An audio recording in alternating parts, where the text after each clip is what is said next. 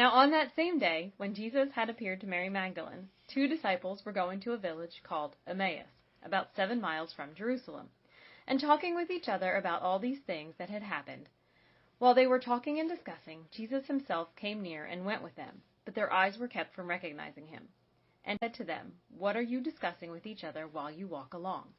They stood still, looking sad. Then one of them, whose name was Cleopas, answered him, "Are you the only stranger in Jerusalem who does not know the things that have taken place there in these days?"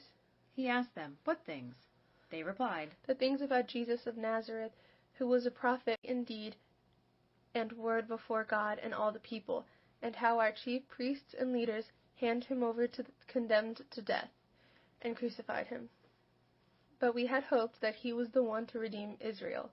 Yes, and besides all this, it is now the 3rd day since these things took place. Moreover, some of our group astounded us. They were at the tomb early this morning, and when they did not find the body there, they came back and told us that they had indeed seen a vision of angels who said that he was alive.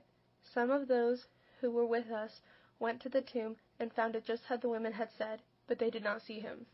Then he said to them, "How foolish you are, and how slow of heart to believe all that the prophets have declared.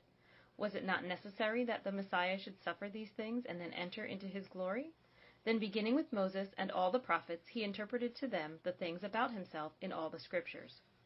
As they came near the village to which they were going, he walked ahead as if he were going on, urged him strongly, saying, "Stay with us, because it is almost evening, and the day is now nearly over." So he went in to stay with them. When he was at the table with them, he took bread, blessed and broke it, and gave it to them. Then their eyes were opened, and they recognized him, and he vanished from their sight. They said to each other, "Were not our hearts burning within us while he was speaking to us on the road, while he was opening the Scriptures to us?" That same hour they got up and returned to Jerusalem, and they found the 11 and their companions gathered together. They were saying, "The Lord has risen indeed, and he has appeared to Simon." Then they told what had happened on the road, and how he had been made known to them in the breaking of the bread.